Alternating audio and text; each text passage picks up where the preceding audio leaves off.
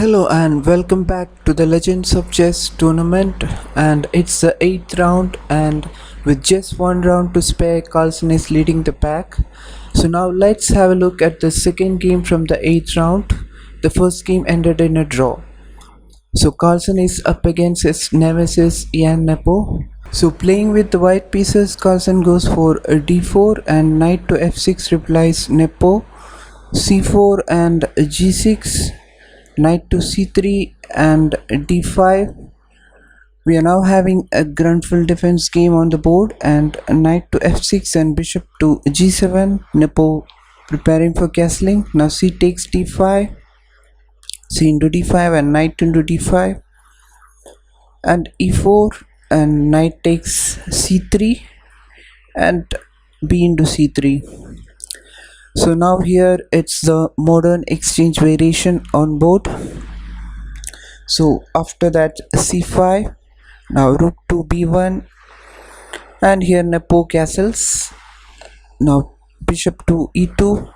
Carlsen also preparing for castling. Now c into d4 and c takes d4, and then queen a5 check by Nepo, at the same time attacking the pawn on a2. So in reply to queen a5 check, Carlsen plays bishop to d2 and Nepo takes the pawn on a2, and here Carlsen castles on the king side.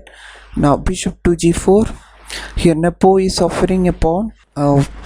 Carlsen can take the pawn on b7, but instead of taking the pawn, here Carlsen plays a bishop to e3 and knight to c6 and d5.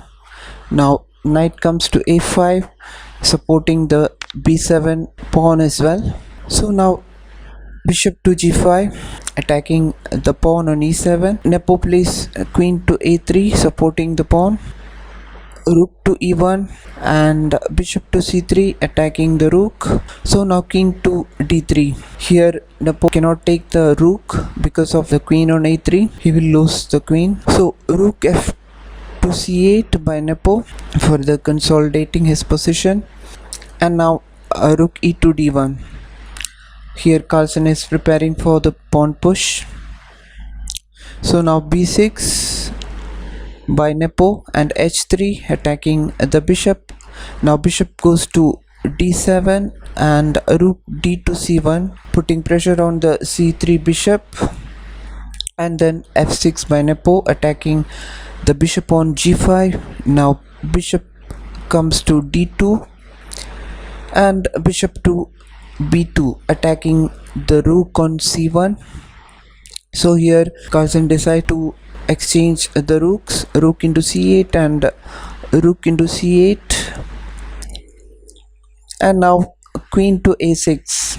Here Carlsen is attacking the pawn on a7, and now queen to a2, attacking the rook on b1. Here Carlsen decides to trade the rook for bishop. So rook into b2 and queen into b2. Now queen into a7. Carlsen wins a pawn, and now a queen to a1 check, and here Carlsen plays king to h2, and now bishop is hanging, and now queen to a4, supporting the hanging bishop on d7. Carlsen decides to counter-attack. Here Carlsen plays a bishop to d1. So queen into d1. Here queen into d1 was not a good move by Nepo, because after queen into d7, Carlsen is attacking the rook on c8, at the same time attacking the pawn on e7. Carlsen is attacking both the pieces. So here Nepo had to play a defensive move by playing queen to c2, supporting the rook. Still the pawn on e7 is hanging.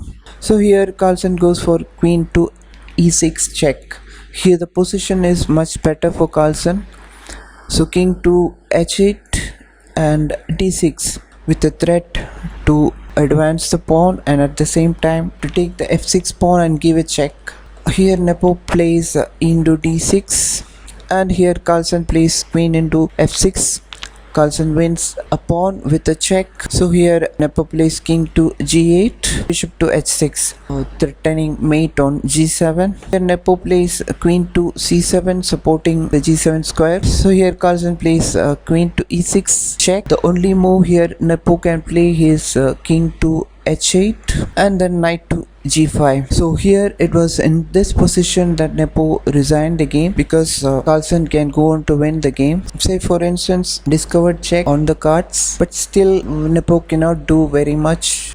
Escape with a draw. Suppose if Nepo plays d5 and with a discovered check, here Carlsen will play e5 hiding the check, and then after that knight to c6 and then knight to f7 is check. The only move Nepo can play here is king to g8 and then knight to d6 discovered check with a threat of losing the rook on c8. So after that the only move Nepo can play here is king to h8, and Carlsen can take the rook. So here if in reply Nepo plays knight to d8 or knight to say d4, Carlsen can play queen to f6 check and then king to g8 and knight to e7 is checkmate. So Carlsen played a wonderful game.